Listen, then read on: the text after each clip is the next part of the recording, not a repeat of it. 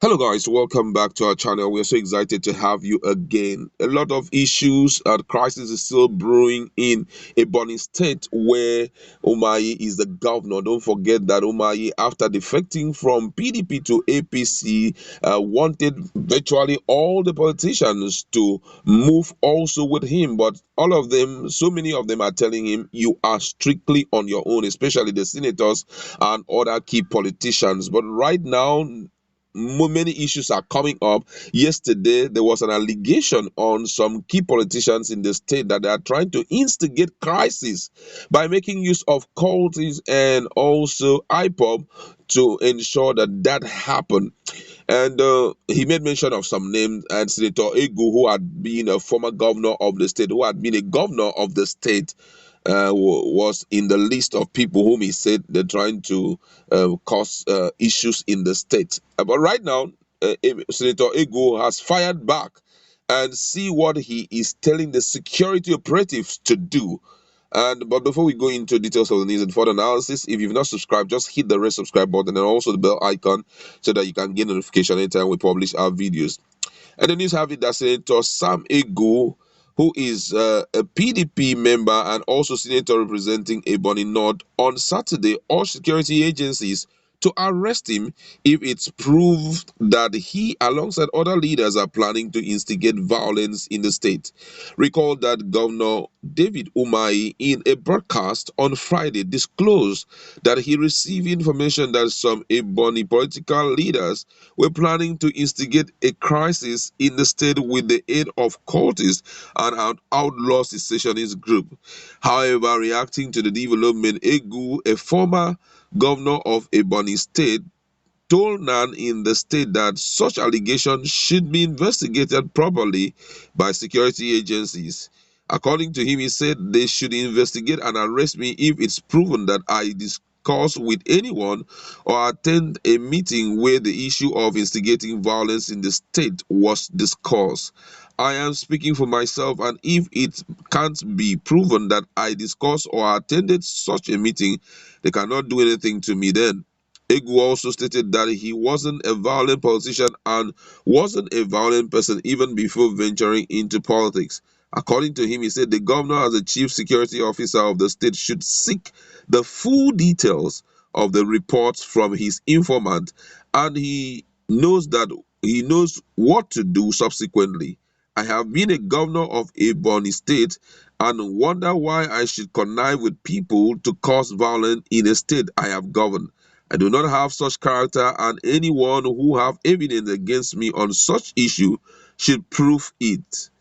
The former Minister of Education said that Ebonyi State has been or had been and will continue to be a peaceful state as a governor's defection to another political party shouldn't be a problem.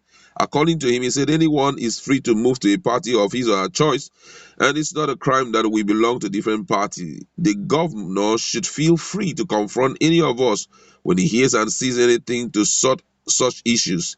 He is the state governor. Anyone he seeks an audience with will answer him, he added. Recall that political tension has heightened in Ebonyi State since Umahi defection from the PDP to the All Progressive Congress, with resentment and bickering pervading the environment. All right, that's just the news, and these are things that we shouldn't be doing, especially if we must showcase our political maturity. I know he's an intel, but I think that this man Egu is trying all he can to exonerate himself from all of that. And the big question I keep asking is, why is it that all these finger pointing was not there when he was in PDP? Why is it that all these accusations were not coming up? All of a sudden, he has defected to APC. I'm talking about the governor of Ebonyi State, Dave Umahi. He has defected to APC, and all of a sudden, we have started seeing hearing accusation, allegations up and down. They're trying to cause this. They're trying to let's stop all this game. You can't force people, to belong to the party that you belong to. I could still remember some of the words he said. He said that all those politicians who are delaying to come to APC, that they are doing that because they have some issues to sort. But after then, they will all come back to APC. Say they are my children and all of that. So, just saying that alone points to the fact that you are the one controlling the face of their life, political affairs of their life, such that any political step you take, you will even assure people that that they will or they must take that same political step, which is totally wrong. If you have the right, the legitimate right to move to any party of your choice, but when you are moving, don't force other people to go with you, even those who are in the same, except for some reasons. For me, I feel that even those whom you have appointed to work with you, you shouldn't force them to be a part of you. Instead, you can tell them to leave. Since they are not a part of you, you see a way of changing them. But don't try to put allegation on people, allegation that is not, justifiable, allegation that is not properly investigated. For me, I believe that if such case should come up, the first thing to do is possibly confront those people. Or if you feel that they are in opposition party, that they may not tell you the whole truth, ideally it should be a case of talking to the security agencies, talk to the DSH, talk to the police. This is what I have heard, this is what I have heard, please can you jump into action, investigate this case, get back to me, so that we know the next security decision to take, than to blab around trying to cause unnecessary tension in the state. Ebonyi State has been known to be a very calm state. Of all the states in Nigeria or in the southeast, I think Ebonyi State has never really, had issues. They have always been very calm. So don't try to take that peaceful nature out from them. Do the needful. Ensure that before you throw allegation on people, it is properly investigated. And another thing is, this power drunkenness should stop. Nigeria, we've been in democracy for a while. I wonder. It's always amazing whenever people are given power for a short period of time. You start seeing the effect of power drunkenness. You start seeing them trying to be act like dictators.